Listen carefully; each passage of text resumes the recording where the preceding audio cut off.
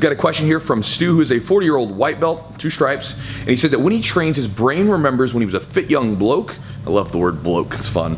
He says, but his body doesn't remember that, right? His body is not the same now. And he says that he tends to go off too hard in the beginning, and then he runs out of steam during the roll, and then putters out, and then has to sit out for a round or 2 afterwards. And, you know, he says he's not really out of breath, just his musculature, his like energy is just down. He loses sort of his oomph, and so he has to recover from it. And he says that he knows that he needs to slow down when he's rolling because his body just can't keep up with that pace that he kept as a young person when he was training and exercising. But his problem is that he's worried that if he slows down, his coach is going to look at him and say, man, you're stalling, you're being lazy. And he wants his coach to look at him as if he's progressing. And so he's wondering what my advice would be. So first off, Stu, thanks for the question, dude. And, you know, there's 2 things kind of going on there, at least I can see from the question, and so we'll touch on both of those. We'll start with the root of the problem. I think the root of the problem is that you're sort of I think you've made some assumptions that your coach is judging you a certain way. I'll tell you, again, my perspective as a coach, and again, you need to talk to your coach ultimately to see what their thoughts are on it because they're your guide through this thing in person, right? So you need to go talk to them and see like what are their thoughts on things and make sure they understand and you understand what's expected, you know, of you from them, okay? But from my standpoint, I don't judge a 40-year-old white belt or, you know, 40-year-old person by the same yardstick as a 20-year-old or a younger person, right? I just understand that it's going to be different, right? If you're 40 years old, you might have a kid, you might have a minivan to drive the kids around, you might have a wife, you might have a mortgage with a house, you might have all these things going on with your job and career, and then you got to go train. It's a lot on the plate, man. It's a little bit different than a 18-year-old kid, because I remember when I was 18 years old or 20 years old, and I didn't do anything. I went to school and I trained, and that was it, right? I had very little on my plate as far as things to focus on, and it was much easier to train then because there just wasn't that many responsibilities. And so I'm not going to judge those people by the same sort of yardstick. So you need to make sure that you're not making assumptions, and you need to make sure that you are on the same page with your coach on what's expected of you. And more than likely, I imagine your coach is going to probably be like, dude, I don't expect this from you, right? He's probably going to be on the same page with me. I just imagine that anyway. So the other thing that you need to make sure of is that you let go of this young guy that you used to be. Again, this is a tough thing because I'm not as old as you. I'm 32. And even now, I can sometimes get sucked into nostalgia. You know, I can look back at and I get myself in trouble like this sometimes because there were times when I was training, especially when I first started doing this stuff full time, where, man, I could just train all the time. I would literally come in and do like 4 roll sessions that day, plus lift weights, and maybe go for a run after all it was all said and done. You know what I mean? Just because I could do it. My training volume was outrageous. And the next day, I could get up and I could do it again. Felt just fine, right?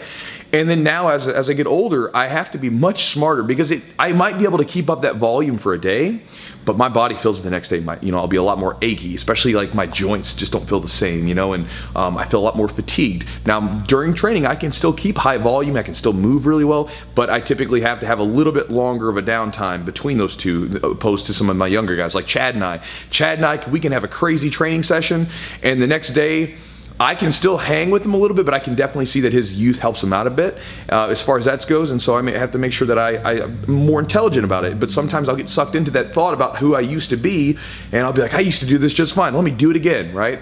And I have to sort of let go of that because I'm not that person anymore. And just like that, you're not that fit young bloke that you used to say that you were. And so you just got to let go of it, man. It's just not who you are anymore. And you've got to embrace this older person that you're becoming and sort of slow down a bit. Now, being slow does not mean that you can't be effective. I have plenty of 40-plus-year-olds in here in the gym that move a little bit slower than the younger guys, but they can still beat the brakes off those younger guys because they know how to make everything count. And that's kind of what I'll share with you today is when you talk to your coach and sort of get the green light for it, and you as a person start to sort of, okay, I'm okay with this. I'm okay with being a little bit older, being a little bit slower. Then you move into sort of, well, what does slower mean? And I think that the biggest thing that slow means, right, or being slow is just mainly, let's change the word slow to efficient, right? You're going to become more efficient with your game. You're not going to move excessively because, one of the things that I see from a lot of younger white belts is that they just move around and there's no real sort of reasoning to it. They're just moving to move.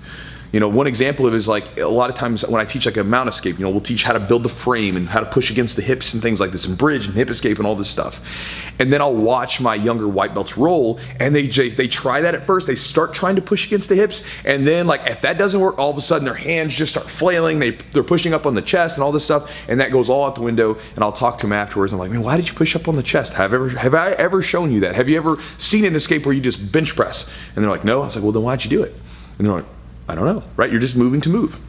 Which is, you kind of have to do that because you have to experiment and find out what doesn't work through trial and error. But one of the things that you can really do is focus on grips and focus on making sure that whenever you're moving around with purpose, right? So like when you hit the mat, it shouldn't be just, all right, I'm gonna move to see what happens. It should be like, all right, I'm gonna try to get this grip because I know I need this grip and this grip to make this guard break. Okay, and then now the guard's broken. Okay, I know that I'm gonna be going for this guard pass, so I need to get this grip and this grip to make that guard pass happen, and then you go there. And then once you get to side control, okay, now I'm gonna set up this grip to this grip so I can get this arm block or whatever it is, right? You get the idea. So you're moving with purpose because you know that you're going after something very particular and you're being more precise with your game and not just expending energy just for the sake of moving. And so by doing this, you'll be able to sort of slow down and still be effective. And you're not going to, again, your coach is not going to look at you like this and say you're being lazy. You're like, oh no, he's doing good. He's being very smart with his techniques. And one thing you can do just sort of to drive this through is just go watch, maybe in your gym, watch some of the white belts roll. Just watch them roll and see how much like sporadic movement there is. Now, you know, turn your gaze on like some purple belts and black belts rolling. Watch them. And if you notice, there's probably going to be lots of spurts, right? There'll be spurts of action and then they'll stop. And then they'll start to fight grips. And then boom, there's gonna be another scramble. So it's like a stop, go, stop, go, stop, go, instead of the white belt, which is go, go, go, go, go, and then someone putters out. So hopefully, Stu, I know this is gonna bounce a little bit all over the place, but hopefully this helps you, brother. Stu, the first thing you have to do is you have to talk to your coach. That's so important. That's the most important thing you have to do here, because again, I think that you're being driven to feel like you have to do something because of what you think your coach is expecting of you. And I think you need to really get them to iron out and really lay it out for you, what's expected of you, and at least talk to them about your concerns. And I'm sure they'll put your concerns at ease. And then from there, go ahead and start to become the slower, more efficient. Let's get rid of the word slow, become more efficient person on the mat where you're not expending tons of energy and you're getting a lot of return for your physical expenditure. So, done talking. Stu, hope that helps, brother. Talk to you next time.